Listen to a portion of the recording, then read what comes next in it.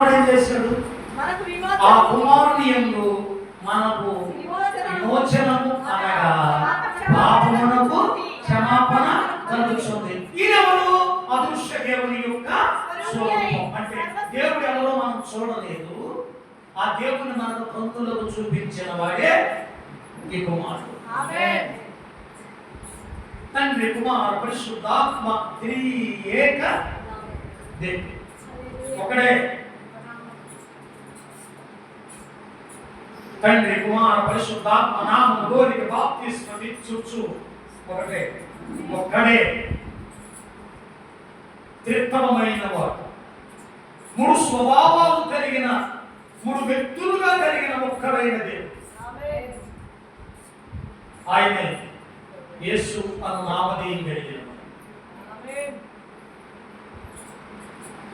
విడిపించడానికి నిన్ను విడిపించగలవాడన్న మాట అపోస్తలుల కార్యం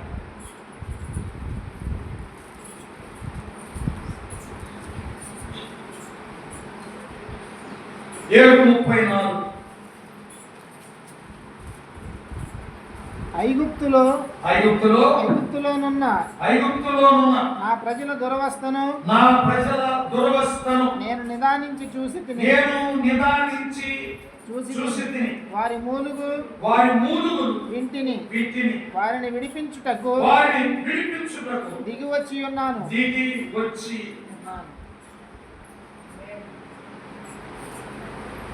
ఎక్కడికి వచ్చాడు? దిగి వచ్చి ఉన్నారు మన దగ్గర. ఏ మూలుగు ఇది? పాపోహం పాపకర్మహాదేవ చరణోగతి వత్సల త్రాహిమాం త్రాహి. పాపములు పుట్టాను, పాపములు పెరిగాను, పాపములు చచ్చాను, పాపం నన్ను నరకానికి పోతున్నాను, నన్ను విడిపించేవాడు లేడా అని మొరపెడుతున్న ప్రజల యొక్క మొర విన్నవాడు చూసినవాడు దిగి మనసున్న మంచి దేవా నీ మనసు నాకిచ్చావా, మనసు మలినమైననాకై మనిషిగా దిగొచ్చాడు. ఆయన మనిషి, మానవుడు అని దేవుడు. ఆమేన్. మనుషులకు అర్థమయ్యే రీతిలో బోధించడానికి మధ్యవర్తిగా, దేవునికి మనుషులకు మధ్యవర్తి, దేవతలకు గనులకు ఒకడు, దేవునికి ఏకైక కుమారుడు. ఆయన పేరు ఎక్కడ చెప్పబడలేదు, కొత్త నిబంధనలో చెప్పబడింది. ఆమేన్. ఆయన పేరు అడిగితే ఆశ్చర్యకరుడు, ఆలోచనకర్త, బలవంతుడైన నిత్యుడకు సమాధానకర్తయకు అని ఆయనకు ఎక్కడ పేరు చెప్పబడలేదు. స్వభావాన్ని బట్టి, ఆయన చేస్తున్న కార్యాలను బట్టి ఆయన అలా పిలుచుకున్నారు. ఆమె కొందరు యెహోవా అన్నారు, యెహోవా ఇదే అన్నారు, కొందరు సర్వశక్తుడా అన్నారు. ఆమేన్. రకరకాలు ఆయన పిలుచుకుంటూ ఆయనే ఒక రోజు గాబ్రియేలు జ్ఞాపకం పంపి ఆయన పేరు యేసు అనగా రక్షకుడు అని ఆయన పేరు ఖరారు చేశారు. పిలవబడటానికి అవకాశం, అందరు పిలుచుకునేటువంటి విధంగా ఆయన పేరు అందరి నోట పరిగించారు. ఆయన నామం ప్రతి ఒక్క వ్యక్తి ఒప్పుకునే విధంగా, ప్రతి మోకాలు ఆయన నామంలో ఒప్పునట్లు, ప్రతి నాలుక ఆయనను స్తుతించున్నట్లు అన్ని నామముల కన్నా పరిణామముగా ఆయన హెచ్చించాడు. హల్లెలూయా. విడిపించాడు. ఎక్కడ నుండి? అంధకార సంబంధమైన అధికారం ఉంది. ఫరో లాంటి అపవాది వారి కబంధ హస్తాల నుండి విడిపించాడు. ఇశ్రాయేలు ప్రజలను 430 సంవత్సరాలు ఐగుప్తు దేశంలో నుండి విడిపించడానికి మోషే అనే ఒక నాయకుడిని గెలపంపాడు. సకల ప్రజల యొక్క పాపాలను బంధకాలను తెప్పి పరలోకానికి తీసుకుని వెళ్ళడానికి ప్రభు అయిన యేసుక్రీస్తుని ఆమె విడిపించడానికి ఆయన కుమారుడిని పంపాడు. ఆమె కుమారుడిని పంపాడు. నేను నిన్ను విడిపించగలవాడన్నమాట వాస్తవం ఏంటి? నేను నిజమే, నువ్వు చేయగలమైనప్పుడు, నువ్వు చేస్తానన్నప్పుడు నేను వేరొకరి దగ్గరికి ఎందుకు వెళ్తానయ్యా? నాకు వేరొక బంధువు లేడు, నాకెవరో నాకు అధర్మం చదవవలసిన పని లేదు, నాకెవరు అక్కర లేదు. నా తండ్రివి నీవే, నా భర్తవు నీవే, నా తల్లివి నీవే, నా సమస్తము కూడా నీవే, నా యజమానుడు నీవే, నా భర్తవు నా జీవిత భాగస్వామివి నీవు, నా ప్రాణము ఎగవేసుకున్నావు నీవు, నా జీవిత భాగస్వామివి నీవు, నా ప్రాణము ఎగవేసుకున్నావు నీవు.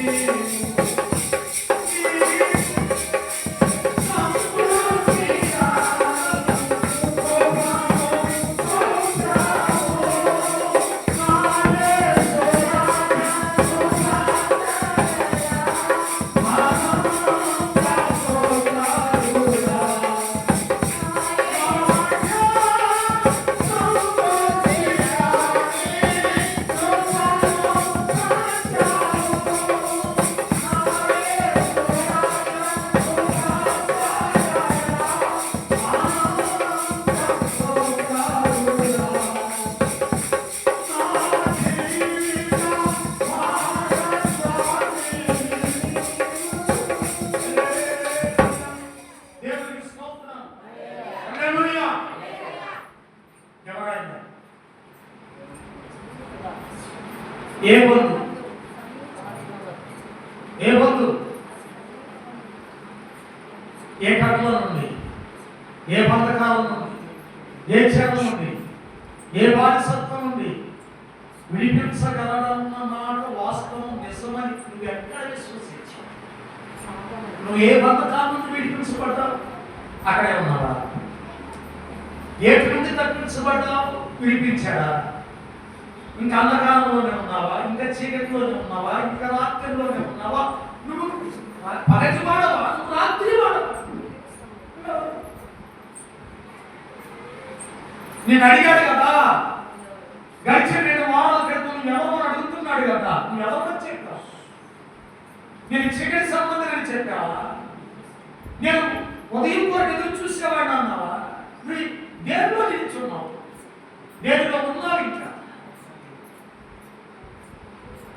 నేను విడిపిస్తానన్న మాట వాస్తవమే, కానీ నీకు ఇంకొకడు ఉన్నాడు. ఇప్పుడున్నవాడు నీ వాడు గాడు, నీకు 5 పెరిగింది. బాగా చెప్పావు, బాగానే చెప్పావు, మరేంటి?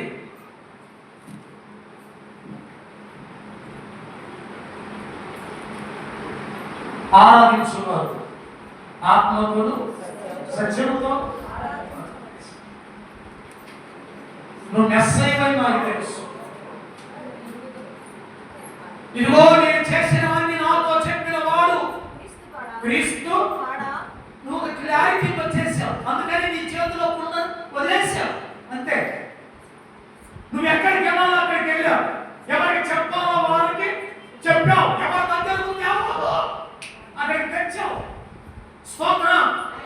5 హస్తాల నుండి నువ్వు విడిపించబడ్డావా?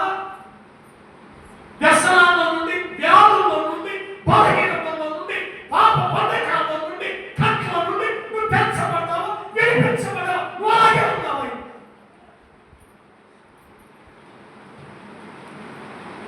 విడిపిస్తా ఆ మాట వాస్తవమే. నేను ఎవరు విడిపించగలరు?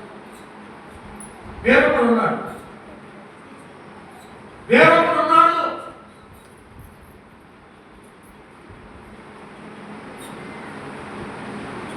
నేనెటు పోగలను దేవా నా దేవా, నిన్ను విడిచి నిన్ను నేను మరచి. ఆయన ఎవరు? గండిగుంట రాజుబాబు. గడిగుంట రాజుబాబు. హల్లెలూయా. నేను ఎట్టి వెళ్ళలేదు, నేను ఎక్కడికి వెళ్ళినా ఖచ్చితంగా ఉన్నాను. నేను చేస్తున్నవన్నీ చూసి నీ కొంగు నాకు తప్పదు. ఏం చెప్పాలి? ఏమీ చెప్పాలి. అక్కడ నుండి తన అత్త ఇంట్లో నుండి తన దగ్గరకు వచ్చి ఆ కళ్ళంలోనికి వచ్చి అతని కాళ్ళ దగ్గర పడుకుందంటే, నాకు న్యాయం చేసి పెట్టవలసింది నువ్వే, నా బంధువు నీవే అందంటే ఏం కలిపి ఉండొచ్చు? నా సమీప బంధువుడవు నీవే అందంటే ఇక ఏమీ అమరిక లేదు, అసలు ఇక తాపరిక లేదు. దేవుని దగ్గరకు వచ్చేసరికి అంత క్లియర్, అంతే, మొత్తం చెప్పేసినట్టే. నేను చెప్పవలసిన పని లేదు, నువ్వు ఏడిస్తే చాలు. స్తోత్రం. ఒక్కొక్కసారి మనం ప్రార్థన ఏమి చేయం, మా నోటి మీద మాటలు కూడా రావు, ఏడుస్తాం అంతే. దాంతో ఆయనకి ఏం చెబుతున్నావో కూడా అర్థమైపో. అలాంటి ప్రార్థన మీరు సాధన చేసి దేవుని గట్టిగా గట్టిగా పక్కన చెప్పరామా, చెప్పండి గట్టిగా. హల్లెలూయా. హల్లెలూయా. తెస్సలోనికీయులకు రాసిన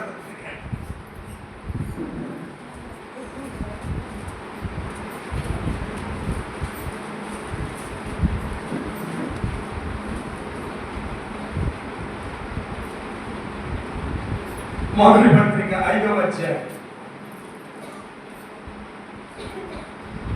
3 నుండి చదువుతాం. మొదటి నుండి చదువుతాం. ఓర్పుకుంటే నేను అనుకోకుండా మీరు ఆపకుండా గట్టిగా సార్, ఎప్పుడన్నా నత్తి వచ్చినా సుత్తి వచ్చినా సరే ఆపేయి.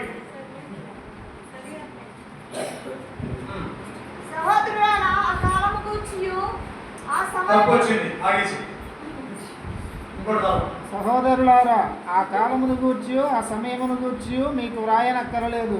రాత్రి వేళ దొంగ ఎలాగ వచ్చును, అలాగే ప్రభు దినము వచ్చునని మీకు బాగుగా తెలియను. లోకులు నెమ్మదిగా ఉన్నదని భయమేమీ లేదని చెప్పుకొనుచుండగా గర్భిణీ స్త్రీకి ప్రసవ వేదన వచ్చినట్లు వారికి ఆకస్మికముగా నాశనము తటస్థించును గనుక వారెంత మాత్రము తప్పించుకొనలేరు.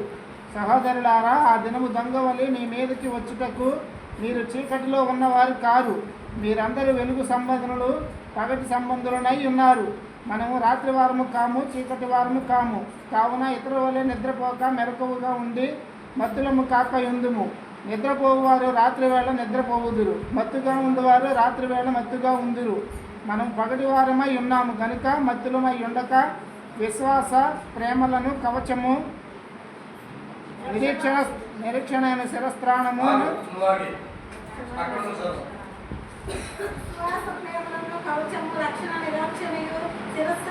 ధరించుకుందుము. ఎందుకనగా మన ప్రభు అయిన యేసుక్రీస్తు ద్వారా రక్షణ పొందుటకే దేవుడు మనలో నియమించిన కానీ ఉగ్రత పోరాటకు నియమింపలేదు. ఏమర్థమైంది మీకు ఆ వాక్యం చదివా? మన రాత్రి వారం, చీకటి వారం, మన ఎవరిని ఉదయం వరకు ఎదురు చూస్తున్నారు. ఆయన దగ్గరకు వచ్చినప్పుడు రాత్రే ఉండాలి కదా. ఈ భూమి మీద ఉన్నంత కాలం రాత్రే కదా. ఆయన రాత్రి వచ్చే వరకు వెలుగు ఉంది కదా. రాత్రి వస్తే వెలుగే కదా. అప్పటి వరకు మనం ఏం చేయాలా? ఈ రాత్రి ఉండాలా? మీకు రాత్రి అంటే ఆయన వచ్చిన చూపించి ఆ వాక్యాలన్నీ చూపించి బయట అంతా తిరిగేస్తారేమో కానీ ఒక మాట చాలు. 10,000 మాటలు మాట్లాడే కన్నా సంఘంలో 5 మాటలు అర్థమయ్యే విధంగా మాట్లాడితే చాలు. నేను రాత్రి అంటే ఏంటన్నా, పగలంటే ఏంటన్నా, రాత్రి అంటే ఈ భూమి మీద మనం బ్రతికినంత కాలం, ప్రభు వచ్చేంత వరకు రాత్రి మనం దీంట్లో ఉండాలి. ఆయన రాత్రి వచ్చిందా వెలిగే ఉదయం, దాని కొరకు మనం ఎదురు అయిపోయింది. సింపుల్. ఈ రాత్రి ఉదయమున అతను బంధువుని ధర్మం జరిపితే సరి, జరగకపోతే నేనే ఆ బంధువుని ధర్మము. నువ్వు నా సమీప బంధువయ్యా. అసలు నాకు ఆ మాట ఎన్నిసార్లు చెప్పిన కోరుకోవట్లా. మీకు ఎట్లా ఉందో నువ్వు నాకు సమీప బంధువయ్యా. నాకు బంధువు ధర్మం జరిపేది నీవే, నన్ను విడిపించేది నీవే, నా స్వాస్యము నాకు తిరిగి ఇచ్చేది నీవే. నేను పోగొట్టుకున్నా నా దగ్గర ఉన్నవన్నీ ఏమైతే ఉన్నాయో ఆ 7 నెలల్లో నేను ఏమైతే అనుభవించానో కోల్పోయానో, కోల్పోయి అనుభవించి మరలా నేను అనుభవించాలంటే ఆ జీవవృక్ష ఫలం ఎక్కడ ఉంది? జయించిన వాడికే జీవవృక్ష ఫలం. జయించాలి అంటే ఎవరిని? ఎన్నిటిని జయించాలి? ఇక్కడ ఉంది ఇక్కడ జయించినంత మాత్రం ఇక్కడ జయించాల్సిన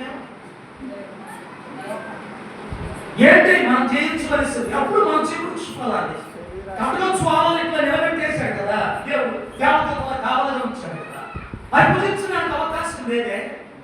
ఆదాము తప్పిదం చేశాడే, అవ తప్పిదం చేసిందే, దాన్ని కోల్పోయామే. వాటిని మరలా మనం పొందాలంటే మనం అనుభవించాలంటే అట్లా మనం ఆ శాపంలో ఉండిపోకూడదు.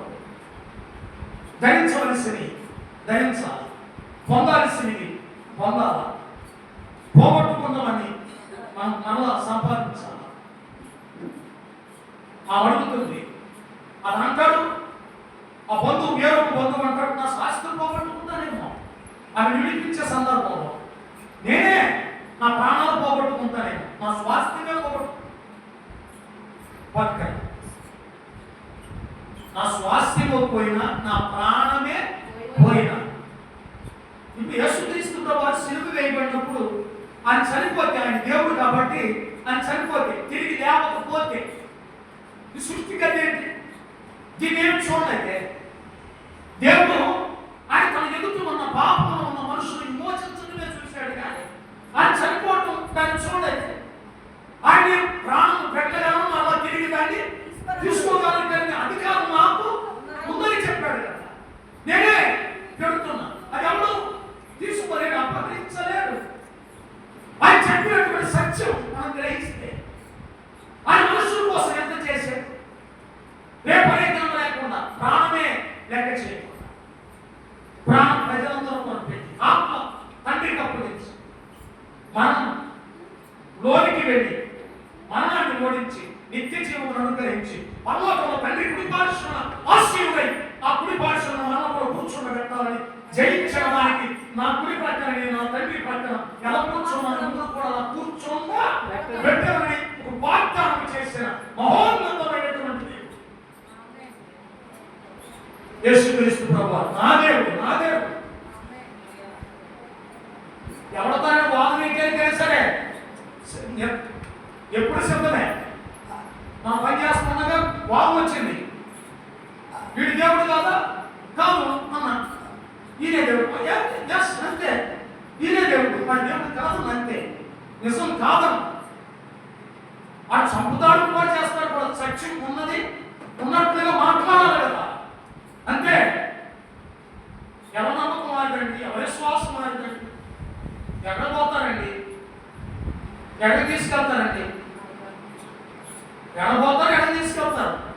నువ్వు అన్ని సిద్ధాంతం, నువ్వు అనుసరిస్తున్నటువంటి ఆచారం, ఆ సంప్రదాయం, ఆ డబ్బు, ఆ పరపతి, ఆ జ్ఞానం, అవన్నీ ఏదైనా నువ్వు చేసేది, తిరిగేది, గుడి చుట్టూ తిరిగేది, ప్రదక్షిణ చేసేది, తడుగులతో పడుకుని తడుగులతో నేల మీద పడుండేది, ఉపవాసం ఉండేది, తాగదు, ఇవేమని నేను రక్షించగలవా? గోదానం, భూదానం, వస్తువులు, రక్తం, కన్యాదానం, ఏది దానాలు చేసి ఏ దానం చేసినా సరే అంతే కాడే. దేవుని స్తోత్రం. అన్ని కాడే, ఒక్కడే విడిపించగలిగిన వాడు. ఆ మాట వస్తూ నిజం అంతే. దాన్ని ఎవరు తప్పించాడు? ముద్రేసేసాడు అంతే. నువ్వు క్రీస్తు కాదా ఒప్పుకోవాల్సిందే ఎవరైనా ఆయన దగ్గరికి వస్తే. ఆ వాదంలో ఆ వ్యక్తి అంటాడు, వీళ్ళు ఎంతమంది ఉన్నా ఎన్నో వెనకపోయినాయి, ఈయన మాత్రం వింటాడు అన్నారు. ఆయన ఎంతమంది ఉన్నా వెనకపోయినా ఈయన మాత్రం వింటాడు. వెంటనే సమాధానం వచ్చు. ఆతోనే ఒప్పించాడు దేవుడు. ప్రార్థన. మరొక